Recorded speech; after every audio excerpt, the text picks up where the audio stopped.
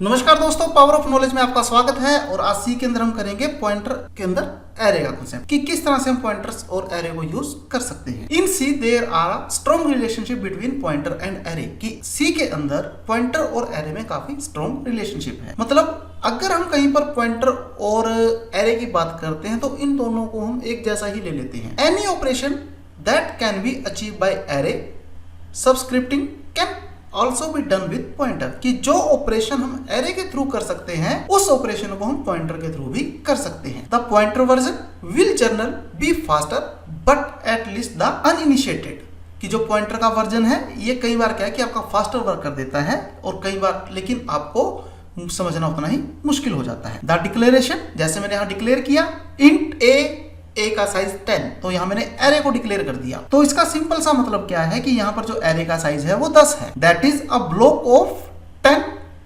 कंसेंटिव object named कि अब मेरे पास यहां पर 10 ऑब्जेक्ट बनेंगे। कैसे? A0, A1, A2, A3, A4, A5, A6, A7, A8, A9। तो मैंने आपको यहाँ डायग्राम के अंदर भी दिखाया है कि जो मेरी लोकेशंस है वो स्टार्ट हुई A से। ये देखिए A0, A1, 2, 3, 4, 5, 6, 7, 8, 9। तो टोटल एलिमेंट मेरे पास 10 हो। तो यहाँ जो नोटेशन AI है ये रेफर करती है ith element of the element कि जो आपके पास A का लास्ट एलिमेंट है वो आपकी I की पोजीशन को रिप्रेजेंट कर रहा है। अब अगर मैं कहीं पर पॉइंटर का यूज करना चाहूं तो मैंने यहाँ पॉइंटर बना दिया PA। अब जो मेरा PA पॉइंटर है वो एक इंटीजर है, तो सबसे पहले मैंने यहाँ पर क्या किया, पॉइंटर को डिक्लेयर कर दिया PA। तो जैसे मैंने पॉइंटर PA को डिक्लेयर किया तो यहाँ पर क्या हुआ, अब मेरी रिक्वायरमेंट है कि मैं इसको कैसे यूज करना चाहता हूं।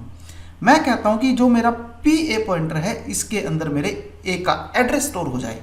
तो मैं क्या करूंगा, PA equal to address operator A। तो जैसे ही मैंने PA के अंदर A का एड्रेस ऑपरेटर इंसर्ट किया, अब जो भी आगे मैं ऑपरेशन परफॉर्म करूंगा वो मेरे पॉइंटर के थ्रू होंगे। और जिस तरह से मैं एरे के एलिमेंट्स को ट्रांसवर्स कर रहा था उसी तरह से मैं पॉइंटर के अंदर भी इन एलिमेंट्स को ट्रांसवर्स कर सकता हूं। If PA point two a particular element of array then definition PA plus 1 point the next element कि अगर हम कभी किसी पर्टिकुलर एलिमेंट को यूज करना चाहते हैं पॉइंटर के थ्रू तो जो PA है वो अगर हमारा अभी करंट एलिमेंट है जो हमारी करंट लोकेशन पे है, मुझे अगर नेक्स्ट को आइडेंटिफाई करना है तो मुझे उसमें एक का इंक्रीमेंट करना पड़ता है। PAI जो PA प्लस I एलिमेंट होगा वो मुझे दिखाएगा कि मेरे एरे की I लोकेशन के ऊपर कौन सा एलिमेंट स्टोर्ड है। और अगर मैं PA माइनस I करूं तो वो मुझे बताएगा कि इस एलिमेंट से पहले मेरा कौन सा एलिमेंट स्टोर था। अब जैसे मैंने यहाँ पर आपको एग्जांपल लिया हुआ है तो मैं आपको उसी एग्जांपल के अंदर दिखा रहा हूं जो मैंने फिगर्स के अंदर लिया है। मेरे पास एक एरे है A की लोकेशन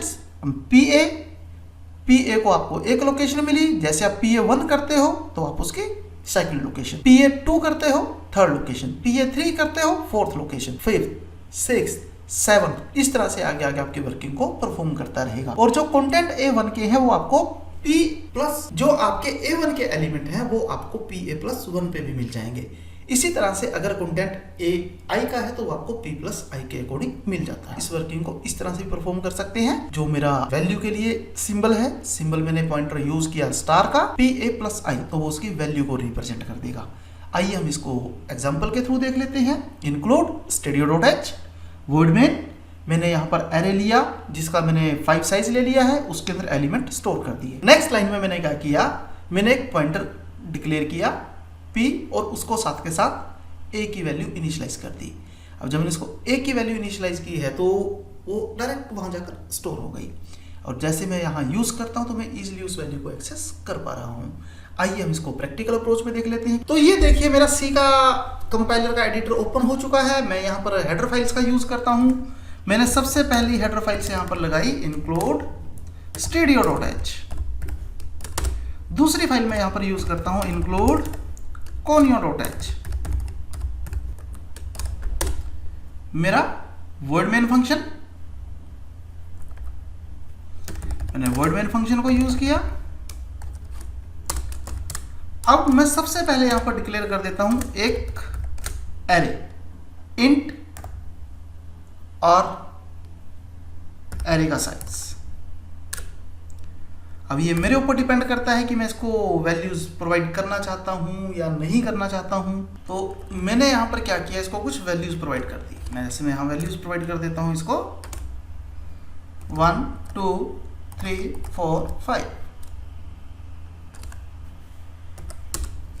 मैंने क्लियर स्क्रीन फंक्शन को यूज किया और अब मैं यहां पर क्या करता हूं, एक पॉइंटर ले लेता हूं p के नाम से, जिसको मैं प्रोवाइड कर देता हूं a। अब जब मैं यहां 4 के अंदर गया हूं तो मैंने क्या काम किया, int I equal to 0, I less than 5, I plus plus, और प्रिंट कर दिया वैल्यू ऑफ पॉइंटर इज।